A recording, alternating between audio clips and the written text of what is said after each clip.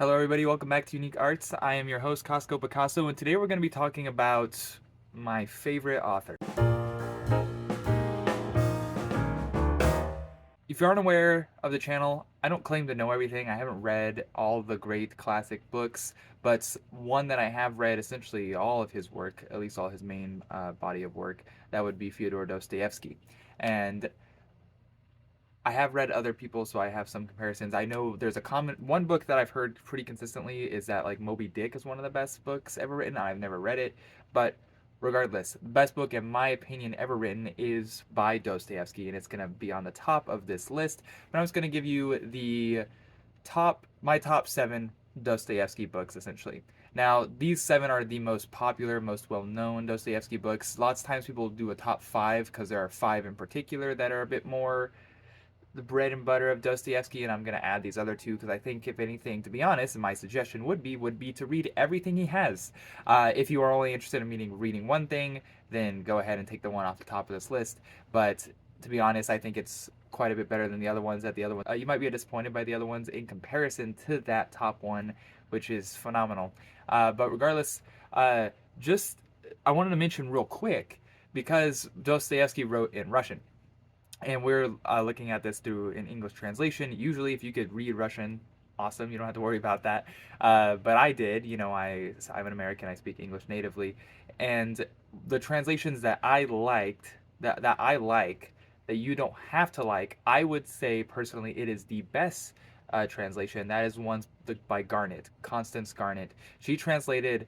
So honestly, she is perhaps the a big, not main reason maybe, but she is a big reason why all that famous 19th century Russian literature is popular in the English speaking world. She translated a whole crap ton of it, and she did an excellent job. I think it's phenomenal. I assume she did it's my understanding that she did an excellent job, and lots of later translations are largely based off her translation.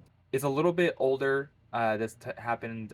Her translations were all a little over 100 years ago at this point, and so some people are turned off by that. They want the new modern translations. I personally don't think that matters. If anything, I think the new modern ones sometimes take away, and so I don't prefer to read them. A common one, though, is the translation by Pavir and Volokhonsky.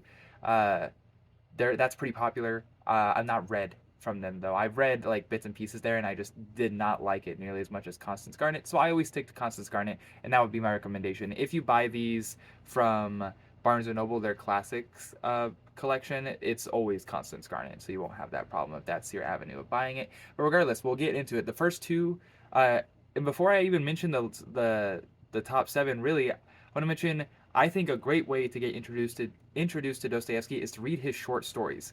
A lot of people don't read short stories these days. Some people do, and that's great. I personally like to read short stories, and I've never written a novel, but I've written a couple short stories because I don't know, just much more approachable in my opinion. And so I would recommend reading some of his short stories.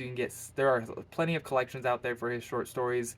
Uh, if I had to mention two short stories to be particularly on your eye out for that I really enjoyed, that would be White Nights, which is one of his earliest, and then The Dream of a Ridiculous Man. I really enjoyed both of those. But onto his books. Number seven, I would say, is Poor Folk, which is a book about me.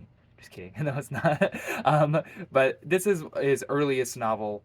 It's not bad. It's not like crazy exceptional, but it does give you an idea of mid 19th century Russian life and of course for the lower classes, and it's definitely a good place to start, I think, if you are interested in Dostoevsky, and that would lead into The House of the Dead at number six.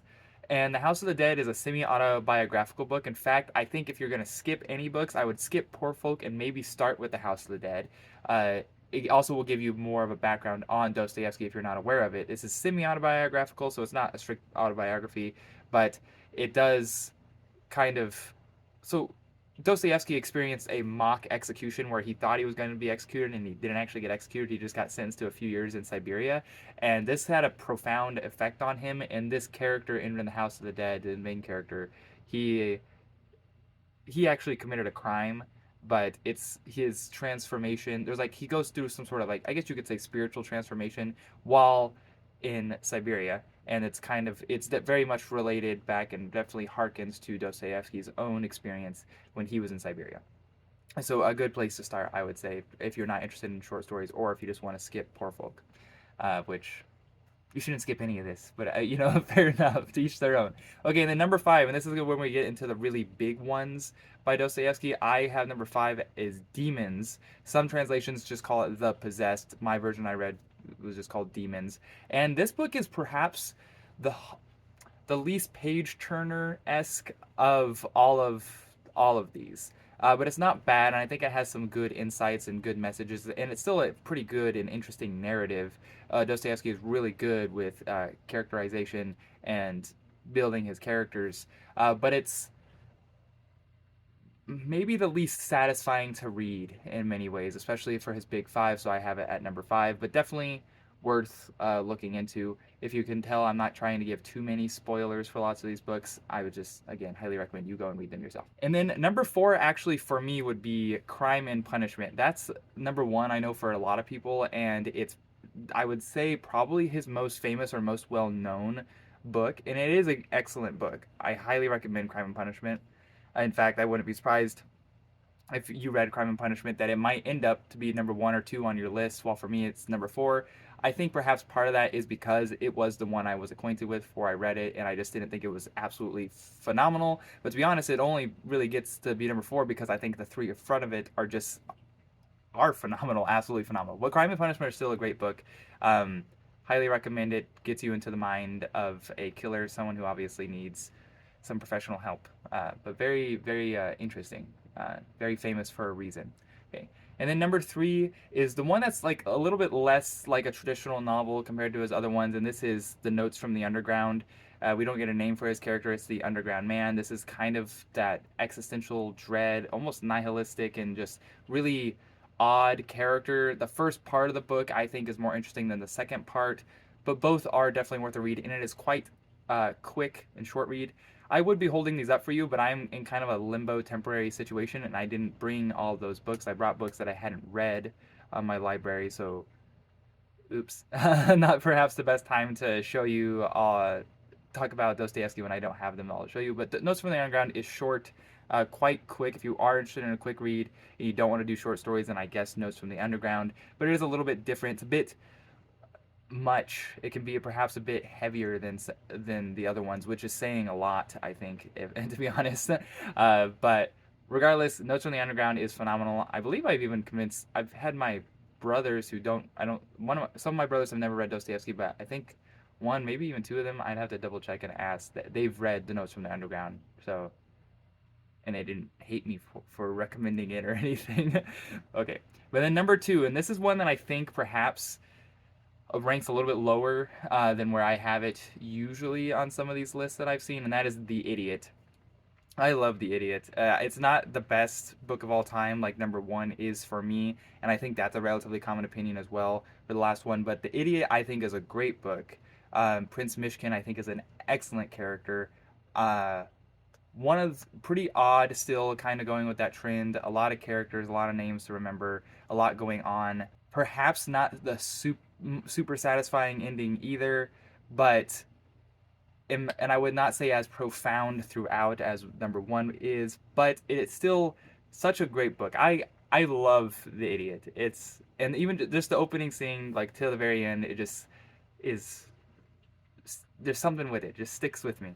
I love The Idiot. Maybe I identify with being an idiot, although that's not the exact point. Like he has some epileptic fits and whatnot, and he is a bit too nice. He's not willing to take advantage of people and whatnot. So in many senses, they would consider him, or at least other people would consider him an idiot. Also gives you an idea. He's called Prince Mishkin, but kind of that the disparaging of he's patrician by birth but plebeian in the sense of he's not like he's or noble by birth but he's poor. Just because you have title doesn't mean you have property. That's something that I feel like people get mixed up on for some reason throughout history.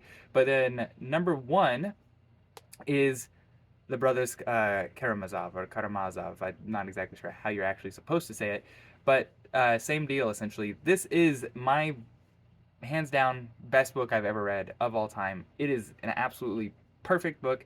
I'm so sad that apparently it was supposed to be a trilogy and he passed away before that was finished, but absolutely incredible. there are a couple of chapters in the Brothers Karamazov themselves that are some of the best writing ever. There's a couple of really famous ones. Judgment and the Grand Inquisitor are like right back to back, and they're probably two of the best chapters ever written. They're so good. But yeah, some great characters. Ivan is perhaps the most liked. Alyosha is probably my favorite. In fact, I think Alyosha is meant to be the hero of the story in many ways. Although, to be honest, I feel like he wasn't much of a hero. Perhaps that would have happened more in future novels, but Dostoevsky did pass away. He's not a bad character, though.